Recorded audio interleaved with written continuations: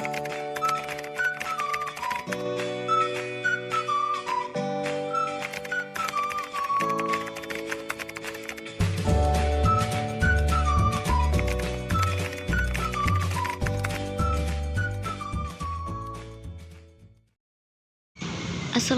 warahmatullahi wabarakatuh. Kami dari kelompok 4 akan menjelaskan tentang aspek pasar dan perilaku konsumen dalam studi kelayakan bisnis. Assalamualaikum warahmatullahi wabarakatuh. Kami dari kelompok 4 akan mempresentasikan hasil diskusi kami yang berjudul tentang aspek pasar dan perilaku konsumen dalam studi kelayakan bisnis. Di dalam makalah ini, dalam presentasi kali ini akan membahas banyak hal. Yang pertama yaitu pengertian konsumen, yang kedua variabel-variabel perilaku konsumen, lalu faktor yang mempengaruhi perilaku konsumen, lalu yang selanjutnya yaitu modal pengambilan keputusan konsumen dan tinjauan analisis keputusan pemilihan konsumen. Yang pertama yaitu pengertian konsumen. Berbicara tentang konsumen itu tidak terlepas hal penikmat, seperti itu. Penikmat, baik itu barang atau jasa. Secara harfiah, pengertian konsumen itu diartikan sebagai orang atau perilaku usaha yang membeli barang tertentu dan juga menggunakan jasa tertentu. Dan juga dapat diartikan sebagai setiap orang atau pemakai barang atau jasa yang tersedia dalam masyarakat, baik untuk kepentingan sendiri maupun kepentingan umum, keluarga atau orang lain. Itu secara harfiah. Lalu ada seorang tokoh mengatakan yang bernama Swasta dan Handoko mendefinisikan konsumen itu adalah sebagai kegiatan individu yang secara langsung terlibat dalam mendapatkan dan menggunakan barang-barang dan juga jasa, termasuk di dalamnya menggunakan proses pengembalian keputusan pada penentuan kegiatan-kegiatan tertentu, sehingga dapat terjadi antara pertukaran pembeli dengan melibatkan perolehan konsumen. Konsumen juga dapat menghabiskan produk dan jasa yang mereka harapkan. Itu menurut Swasta dan Handoko. Simpelnya, konsumen itu adalah menikmati hasil barang atau jasa atau produk. Kita sebagai pembeli, penikmat, seperti itu. Itu simpelnya. Lalu jenis-jenis konsumen. Di sini yang tertera jenis-jenis konsumen itu ada dua, yaitu konsumen rasional dan juga irasional. Yang mana konsumen rasional ini adalah konsumen yang membutuhkan kebutuhan utama atau kebutuhan mendesak dengan pengguna produk konsumen tersebut. Biasanya konsumen rasional hanya membeli produk kebutuhan saja. Produk yang dibeli oleh konsumen jenis rasional ini memberikan kegunaan optimal bagi dirinya dan pembeli produk yang terjamin kualitas dan mutunya, dan harga yang dibeli oleh konsumen rasional ini sesuai dengan kemampuan konsumen. Itu jenis yang pertama, yaitu jenis konsumen rasional. Lalu jenis yang kedua yaitu konsumen irasional. Yang mana konsumen irasional ini adalah konsumen yang mudah terbujuk oleh iming-iming potongan harga.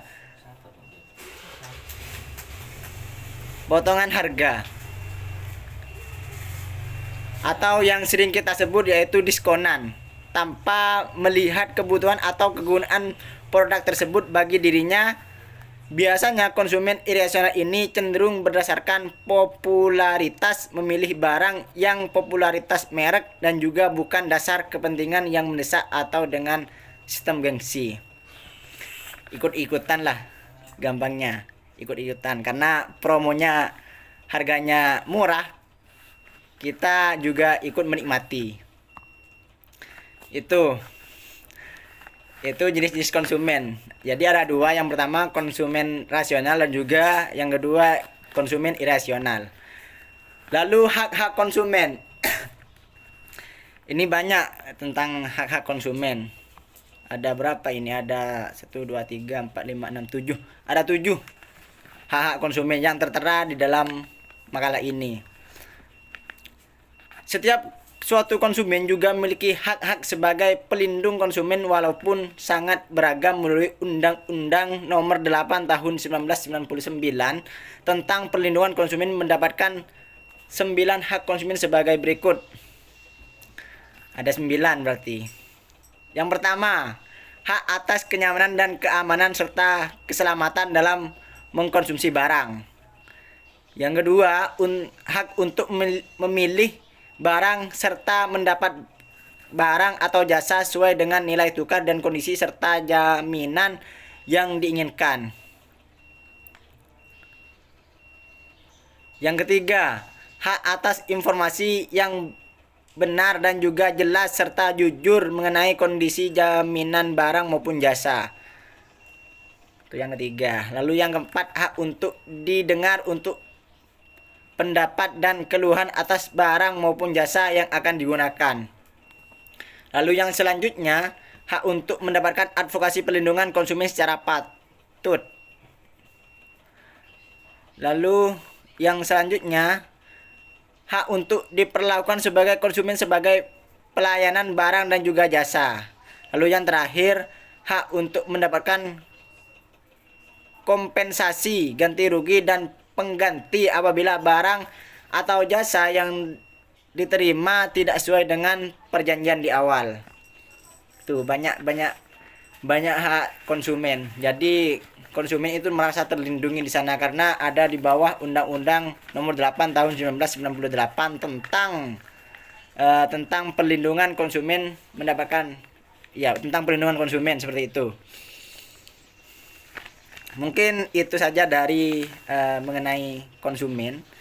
Lalu saya pasrahkan kepada teman saya. Terima kasih. Di sini saya akan melanjutkan penjelasan konsumen, yakni hak konsumen. Sehingga setiap suatu konsumen juga memiliki hak-hak sebagai pelindungan konsumen. Walaupun sangat beragam melalui Undang-Undang Nomor 8 Tahun 1998 tentang perlindungan konsumen, menetapkan 9 hak konsumen sebagai berikut. Yang pertama, hak untuk kenyamanan dan keamanan yang keselamatan dalam mengkonsumsi barang. Yang kedua, hak untuk memilih barang serta mendapat barang atau jasa sesuai dengan nilai tukar dan kondisi serta jaminan yang dijanjikan. Dan yang ketiga, hak atas informasi yang benar dan juga jelas serta jujur mengenai kondisi jaminan barang maupun jasa.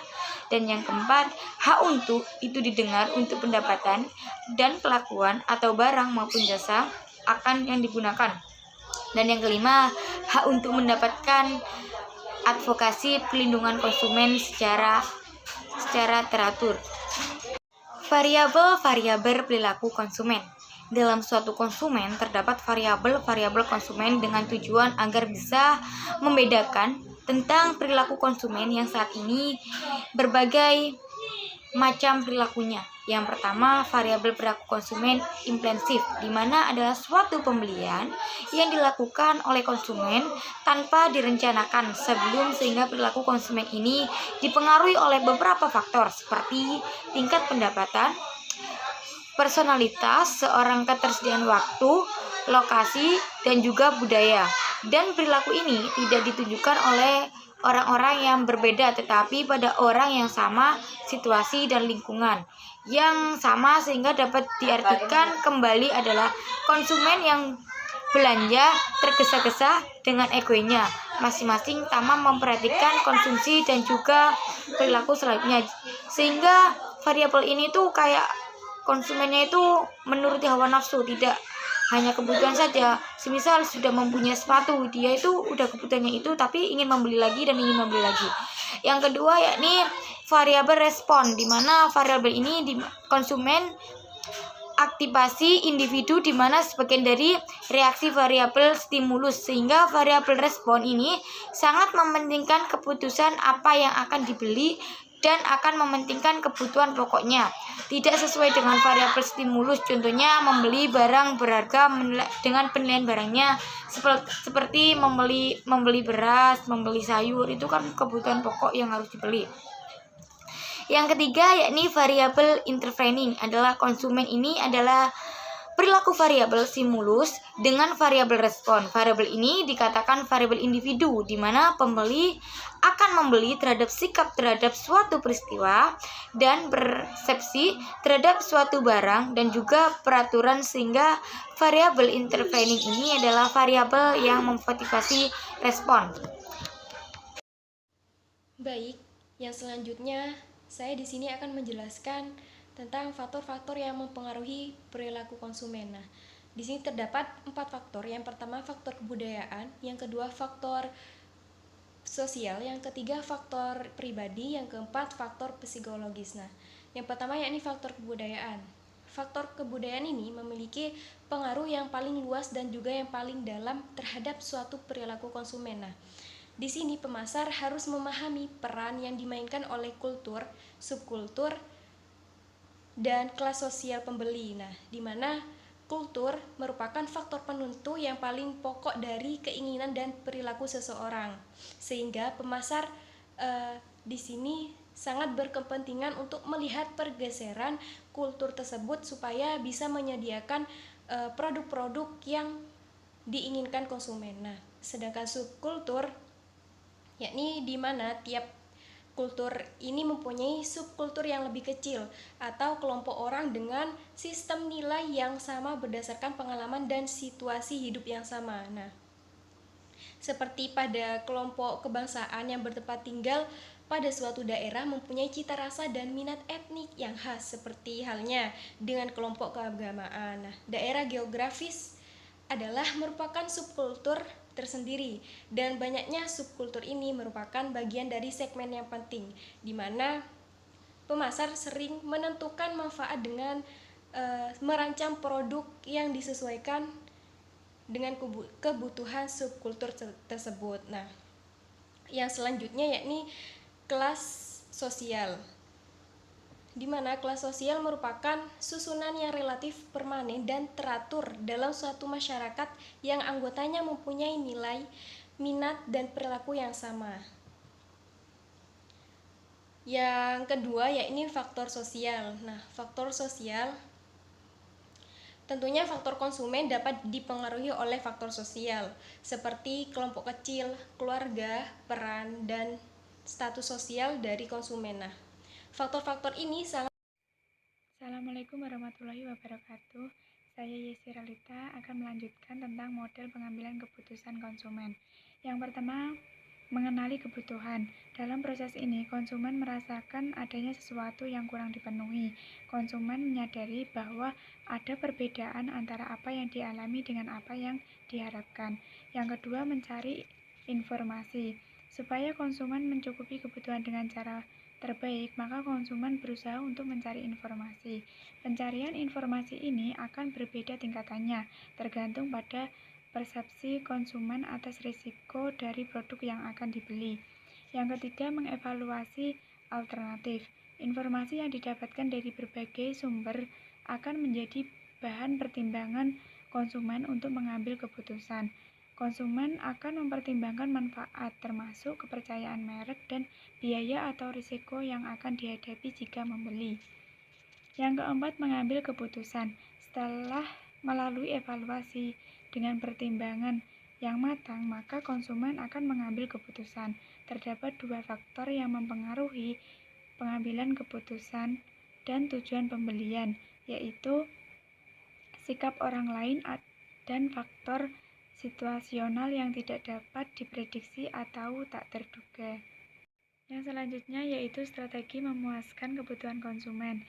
Kunci sebuah perusahaan dalam industri pada tingkat persaingan dan perubahan lingkungan yang tinggi terletak pada seberapa jauh perusahaan dapat memuaskan kebutuhan dan keinginan pasar pada sasarannya. Konsumen yang merasa puas terhadap produk tersebut cenderung akan membeli kembali produk tersebut pada saat dibutuhkan di kemudian hari. Selanjutnya, mencari tahu bagaimana proses pengambilan keputusan dalam membeli sesuatu produk dan membangun citra yang baik dalam target konsumen, baik citra merek atau citra perusahaan. Yang terakhir, untuk memuaskan kebutuhan konsumen, yaitu adanya kesadaran bagi semua yang ada dalam perusahaan akan pentingnya kepuasan konsumen bagi kelangsungan hidup perusahaan. Sekian dari kelompok kami, kurang lebihnya kami mohon maaf. Wassalamualaikum warahmatullahi wabarakatuh.